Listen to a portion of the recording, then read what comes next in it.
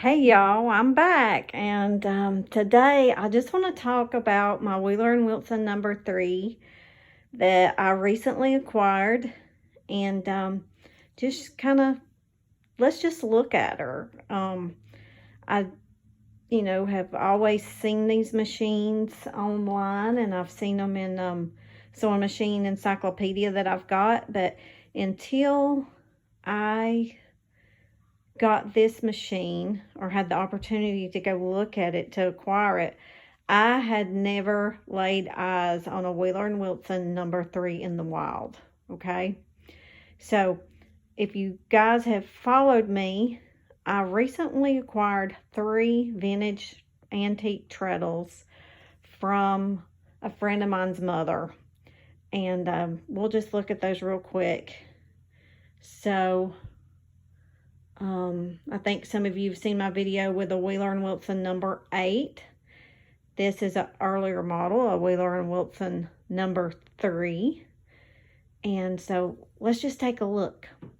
So her cabinet is different. It's not your coffin top type cabinet, that has the wooden top that, lifts all the way off.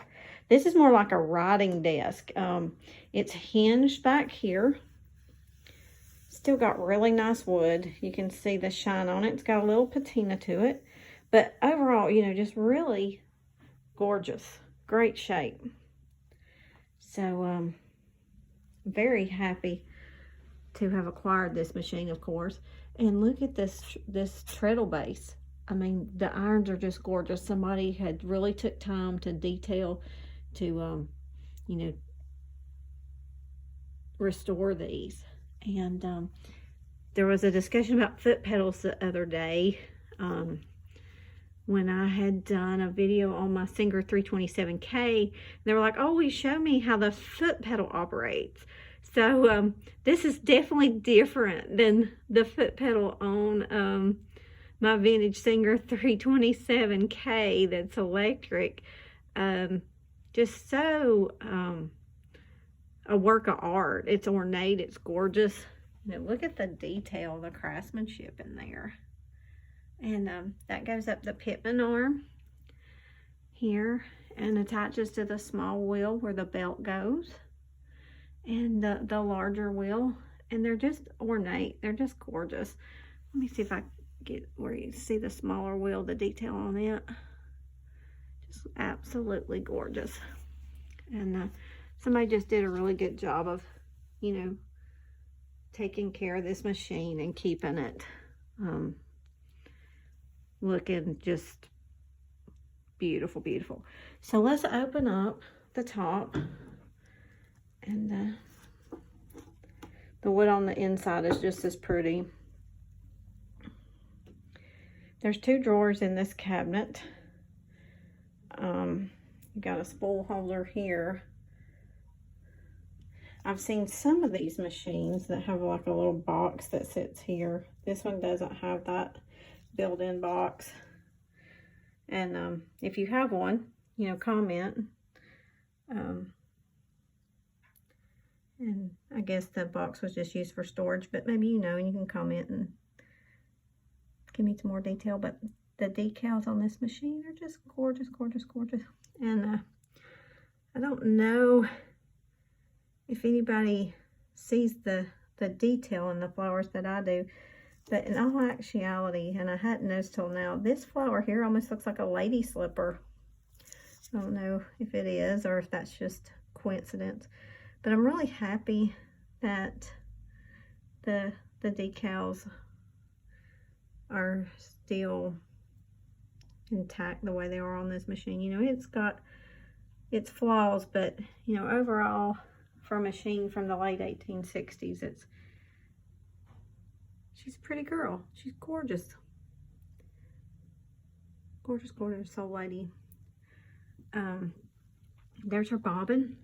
And it's a nice flat little bagel looking bobbin, as they call it. And I've got a little thread loop in there I need to pull through, but that's okay. And in all actuality, guys, I have not sewn on this machine, and you guys know that I love to sew on my antique and vintage machines, but this one scares me a little bit. And let me tell you why. Let me show you. It has a special needle. And when I mean special needle, it means they don't make them anymore. And I only have this one.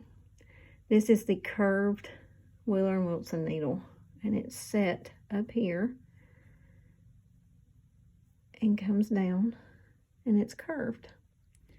And you guys have heard me cry about my glass feet on my Wheeler & Wilson number 8, and that I'd actually broke one. This number 3 has a glass foot, and if you can see, different than the number 8, because of the curved needle, the hole for the needle is offset to the left here. So I have no extra curved needles. They're rare, they're hard to find, and a little bit pricey. I may have to save up and have some extra stash money for when one might come available. They are in a pretty high price range, but really, really neat. So that's why I haven't sewn on this machine yet. I'm a little intimidated too, but I think I will. I'll eventually get brave and run some stitches with it. So right now I'm going to put the camera into the tripod. I'm going to sit down with the machine, and I want to show you the treasure that came in the drawers with this machine, because anything that I find in these vintage sewing machine drawers, I call treasure. One man's junk is another man's treasure.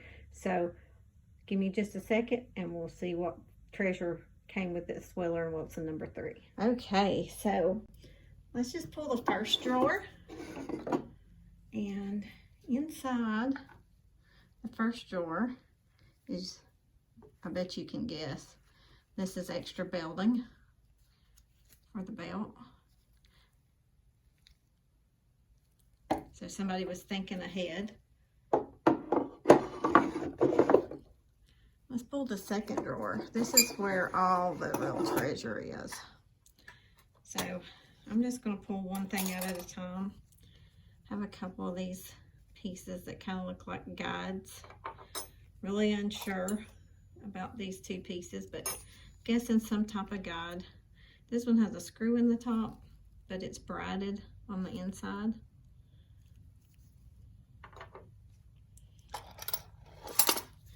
This big wrench that I think actually came with this Wheeler & Wilson number 3. It just really seems like it would fit the nuts here. So if you know about any of these pieces, please comment and let me know what you know so we can share the information. These little wrenches here seem to also fit some nuts on the machine. So nice little. They're cute wrenches. We can say they're cute. Have this blade piece. Not sure, it looks like somebody's, worked that down to a certain size for a certain reason. Not really sure. Didn't find any markings on this.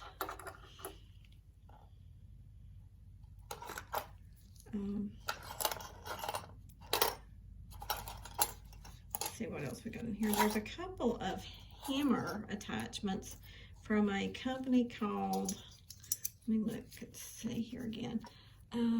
H.O. Goodrich from Chicago, Illinois. They're hammer attachments.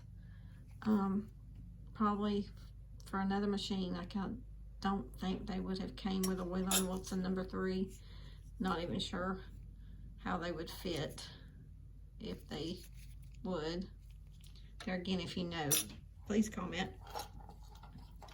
And a horseshoe nail, because everybody needs a horseshoe nail inside their sewing machine cabinet drawer. Right? Right, of course. Couple of springs, which may or may not go to this machine. I'm not sure. I don't see a place for them. Couple of upholstery needles. This one has fishing line on it.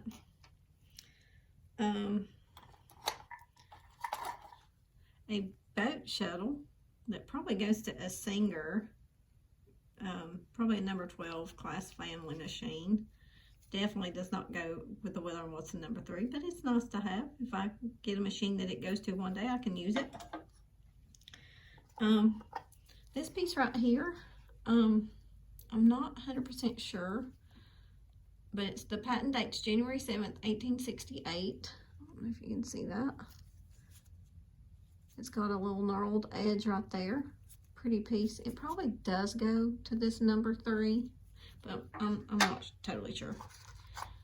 We've got a little throat plate here that does go to the Wheeler & Wilson number 3. I'll show you where that goes. Let me move the camera just a smidge for you. It would go in place of this throat plate that's here. Nice to have it. Always good to have some extras. And this throat plate probably may serve a purpose that the other one doesn't. I don't have directions for the machine, of course. And this is a hammer. And I'm pretty sure, 100% almost, that it goes to number 3 because of the offset needle hole to the left there. But it would slide in. You'd slide your glass foot out and slide this hammer in. And the neatest thing here is extra bobbins. And I'm feel fortunate to have the one bobbin in the machine, but to have 2 extra is just awesome. And let me show you how small that opening is that that thread goes in where that bobbin winds. Is that not unreal? But just so thrilled to have 2 extra bobbins.